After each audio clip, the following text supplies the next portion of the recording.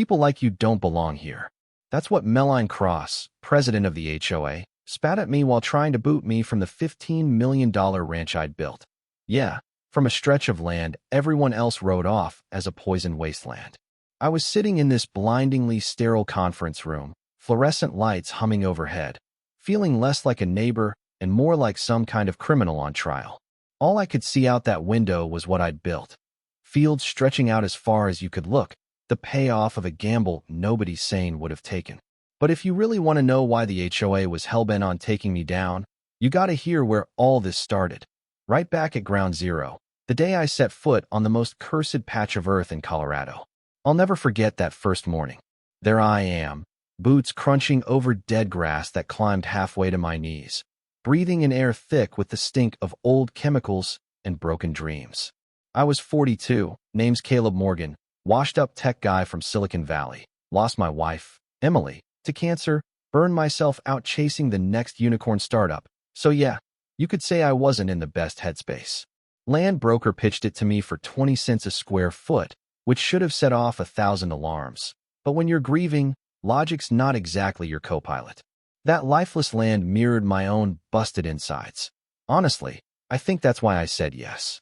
Not 5 minutes after I stepped onto the property, this old-timer comes shuffling up. Tom Bradley wore his years on his hands and his sadness right in his eyes. "Son, you sure about this?" he asked, glancing around like he was half expecting the ground to swallow me whole. This was Apex Mining's copper site. Left it to rot, poison the earth. Nothing grows here. Ever. The way he said it, you just knew he'd watched dreams die on that land before. But here's the thing. I went home that night and dove headfirst into county records, lawsuits, any scrap I could find. And sure enough, Tom was right. Apex had wrecked the place, then buried every lawsuit under layers of hush money and legal fog. The land was toxic, a liability nobody wanted. I should have run, but for the first time since losing Emily, I felt something close to hope. See, I'd spent years in biotech, betting on the impossible, and sometimes the impossible pays off. Emily used to tell me, build something that'll outlast you. Standing on that cursed ground, I finally got what she meant. I started reading up on soil remediation, fungi, microbes, spent my nights on forums, my days walking every inch of my land. 3 days in, a sleek BMW slides up, window down, and out steps Melline Cross, dressed like she was headed to a board meeting, not a toxic dump. She called herself the community representative, but every word out of her mouth was a veiled threat. "Develop carefully," she said, eyes on my lakeshore. She made sure I caught her license plate before she left. Tom watched the whole thing from his fence line, waited till she left, then wandered over. "She cost me my home," he muttered, voice brittle as the grass. "Be careful." Yeah, that happened. You know what I mean? 6 months in, my innocent-looking tool shed was hiding a biotech lab. I'd built a composting system out of food scraps and wild fungi, tested a dozen methods, ran everything with IoT sensors camouflaged as rocks. Somehow, against every odd, the soil started coming back, microbes booming, green patches breaking through the gray. The secret? Stay invisible. My farm looked boring as hell from the road, but underneath, I was running a secret operation that would have made my old tech buddies jealous. Word started getting out. A professor from Colorado State, Dr. Michael Thompson, dropped by to stick his hands in my dirt. "I've never seen recovery this fast," he told me, all wide-eyed.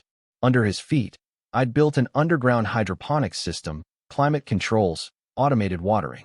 At street level, you saw grass and a few trees. Underground, I was growing 2 tons of veggies a month, shipping them to chefs who thought they'd hit the culinary jackpot. One Wednesday, Brett Williams calls, runs a startup tracking food with blockchain. He tasted my tomatoes, pitched a partnership. Over coffee, he said, "If you can scale this, you'll change everything." So I dug deeper into Apex's dirty secrets, and that's when I found it. Internal reports showing they'd already figured out how to clean the land, but shelved the tech to save money. Let that sink in. They could have saved the whole area years ago, but chose to let it rot. Then, one morning, Melline showed up with 2 muscle-bound inspectors, told me I had 30 days to register or shut down. That night, I found a tracker glued under my truck. The game was on.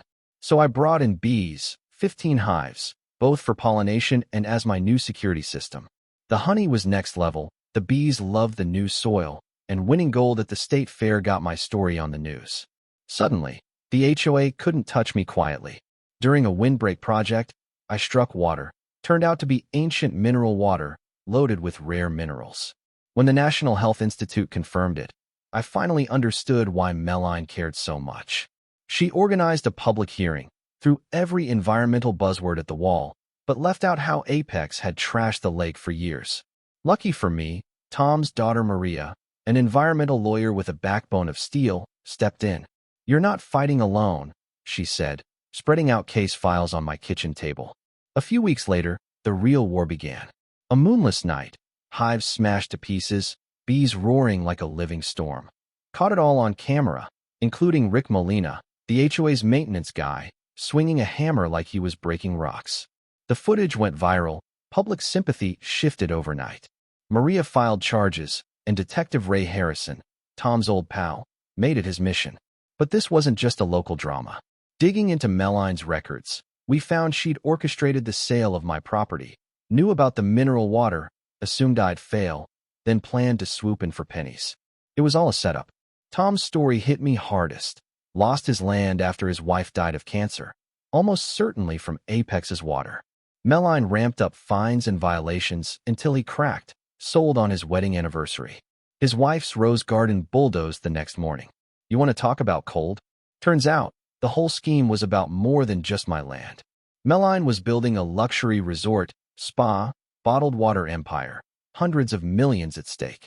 Brett's tech flagged a pattern. Every local farmer who said no to her saw their business dry up overnight, thanks to consulting advice to restaurants. Ray's investigation went deeper. Rick confessed to contaminating wells, sabotaging crops, terrorizing residents. That's when Meline slapped me with a $2 million lawsuit.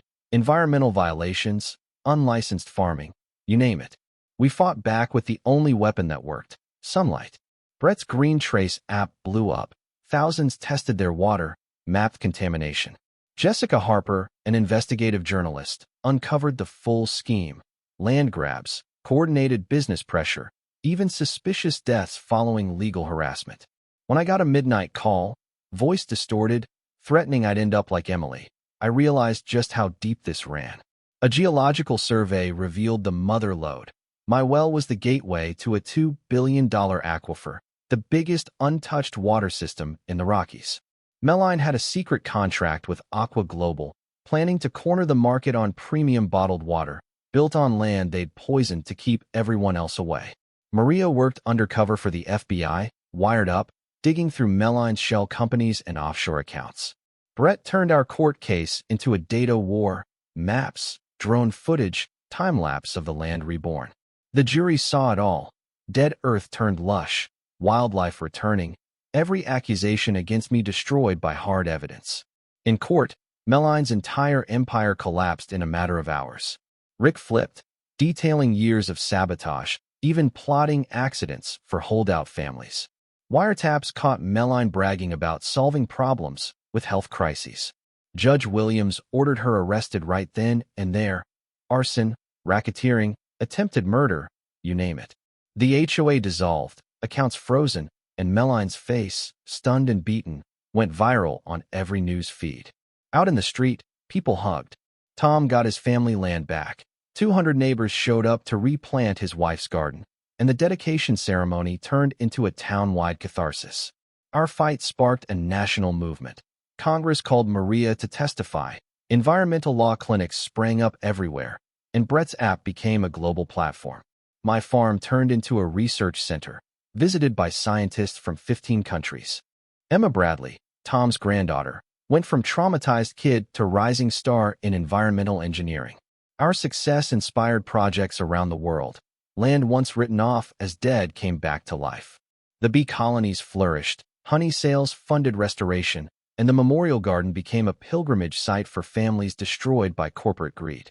I got invitations to speak everywhere from the UN to small-town high schools, sharing what we learned, that sometimes it just takes one stubborn, grief-wrecked fool willing to fight for the truth. But you know, victory never really feels final. A letter arrived from Switzerland, promising global opportunities for my methods. Meaning, somewhere out there, the next battle is already brewing. 1 year on, as I stood by Emily's grave, a jar of honey in hand, I finally understood. The real harvest wasn't vegetables or water or even justice. It was hope. Hope that ordinary folks could still stand up and win against corruption. That love and stubbornness could heal the land and the heart alike. So if you're tangled in your own mess, fighting bullies bigger than you, don't back down. You matter. Your story matters. Drop a comment. Tell us where you're watching from. Share your own battle. What's justice look like in your neighborhood? Like and subscribe if you believe we can change the world one story at a time.